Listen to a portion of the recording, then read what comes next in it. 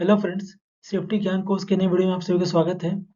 आज की वीडियो में हम लोग वर्क परमिट सिस्टम के बारे में बात करेंगे। तो चलिए वीडियो को शुरू करते हैं। तो चलिए समझते हैं वर्क परमिट सिस्टम क्या होता है। तो वर्क परमिट बेसिकली एक फॉर्मल डॉक्यूमेंट होता है जो कि ऑथराइज करता है किसी स्पेसिफिक टास्क के लिए जो कि हजार्डस या फिर नॉन रूटीन एक्टिविटी के फॉर्म में होते हैं। सो वर्क परमिट सिस्टम में हम लोग वर्क को आइडेंटिफाई करते हैं और उसमें जो पोटेंशियल रिस्क होते हैं उसको हम लोग आउटलाइन करते हैं।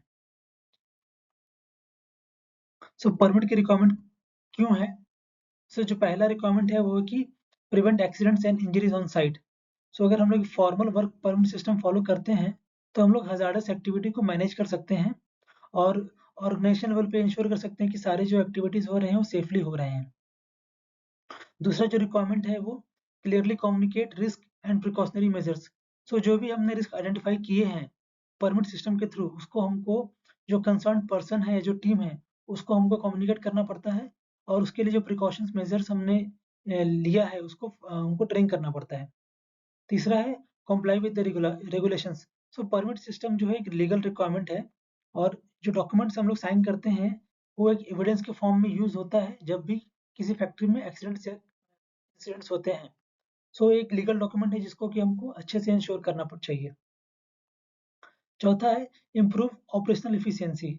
सो अगर हम लोग एक परमिट सिस्टम जो एक डिटेल्ड परमिट सिस्टम फॉलो करेंगे तो हमारे जो बहुत सारे डिलेस हैं या जो टाइम कंज्यूमिंग एक्टिविटीज हैं उसको हम लोग स्ट्रीमलाइन कर सकते हैं और सिस्टम को हम लोग स्ट्रेंथन कर सकते हैं। लीगल रिक्वायरमेंट को हमने यहाँ पे डिटेल में डिस्कस किया है। सो अगर आप महाराष्ट्र स्टेट फैक्ट्रीज रूल को देखेंगे तो वहाँ पे क्लियरली ये 4 पॉइंट्स वहाँ मेंशन किए गए हैं वर्क परमिट के रिगार्डिंग। सो जो पहला रूल है वो रूल 73C है। उसमें मेंशन करता है कि safety measures in factories where equipment और pipelines containing inflammable materials are operated.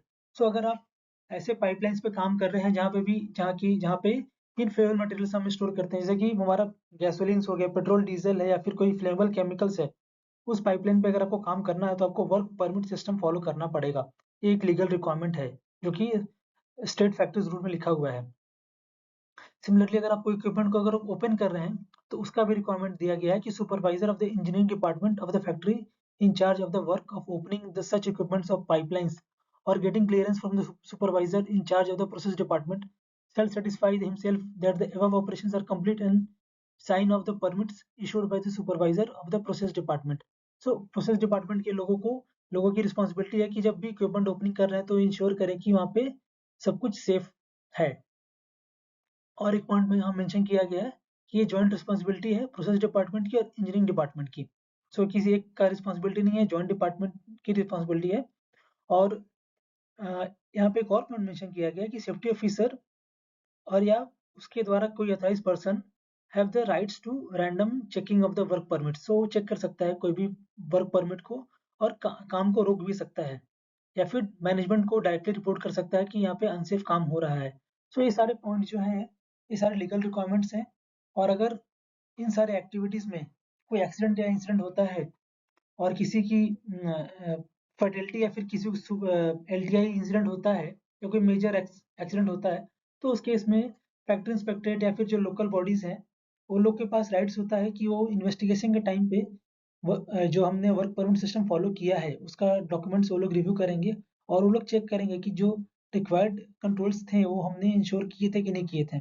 So as a safety department आपको इंश्योर करना है कि जो भी क्रिटिकल एक्टिविटीज हैं जैसे हाइट वर्क हो रहा है, हॉट वर्क हो रहा है, कन्फाइंड स्पेस में कोई एंट्री कर रहा है तो उस टाइम पे आपको डबल इंश्योर करना है कि जो काम हो रहा है वो प्रॉपर वर्क परमिट सिस्टम के थ्रू हो रहा है। अगर कोई काम बिना वर्क परमिट सिस्टम के थ्रू हो रहा है स्पेशली कन्फाइंड स्पेस एंट्री या फिर हाइट वर्क पे तो आपको इसका पता लगा के आपको रुकना पड़ेगा, क्योंकि कल को अगर कोई एक्सीडेंट होता है तो फिर आपके ऊपर भी क्वेश्चन उठेगा एज ए सेफ्टी डिपार्टमेंट कि आपने आइडेंटिफाई किया था क्या कि ये सब एक्टिविटीज बिना वर्क परमिट सिस्टम के हो रही हैं। तो ये आपको आपके रैंडम ऑडिट्स या जब आप रैंडम साइट विजिट करते हो तो आपको चेक करना पड़ेगा कि साइट पे जो एक्टिविटीज हो रही है उसको परमिट सुपरवाइजर ले रहा है कि नहीं ले रहा है। अगर नहीं ले रहा है तो फिर आपको स्ट्रिक्ट एक्शन लेके इसको आपको क्लोज करना पड़ेगा। परमिट जो है बहुत तरीके के होते हैं। जनरली ये 7 तरीके के वर्क परमिट इंडस्ट्रीज में यूज़ होते हैं। Hot work, confined space entry का परमिट, वर्क एट हाइट का permit, excavation work permit, electrical work permit, general या फिर कोल्ड वर्क परमिट और लिफ्टिंग शिफ्टिंग वर्क परमिट। सो बहुत सारी इंडस्ट्रीज क्या करती हैं कि एक ही कॉमन वर्क परमिट रखती हैं और उसमें ही सारे टाइप्स ऑफ एक्टिविटीज़ को वो लोग कवर करती हैं। कुछ कंपनीज क्या करती हैं, हर एक्टिविटी के लिए अलग-अलग वर्क परमिट फॉर्मेट यूज़ करती हैं। तो डिपेंड करता है कि आपकी इंडस्ट्री में क्या यूज़ हो रहा है, लेकिन मोटा-मोटी ये 7 एक्टिविटीज़ को हमको कवर करना होता है और इंश्योर करना होता है कि ये 7 एक्टिविटीज़ अगर हो रही हैं फैक्ट्री में, तो वर्क परमिट सिस्टम के थ्रू फॉलो हो रहा है और जो भी प्रिकॉशंस हमको लेना चाहिए टू प्रिवेंट द एक्सीडेंट्स और टू आइडेंटिफाई द हज़ार्ड्स, वो हमको चेक करना चाहिए। और अभी आने वाले वीडियोस में हम लोग क्या करेंगे, हर एक वर्क परमिट के ऊपर हमने डिटेल में वीडियो बनाया है। सो आप लोग प्लीज़ उस वीडियोस को देखिए और ईच वर्क परमिट में आपको क्या-क्या प्रिकॉशंस लेने चाहिए उसको हमने डिस्कस किया है। सो आने वाली वीडियोस में हम लोग उसको डिस्कस करेंगे। आज के लिए इतना ही। चलिए, thank you, have a nice day.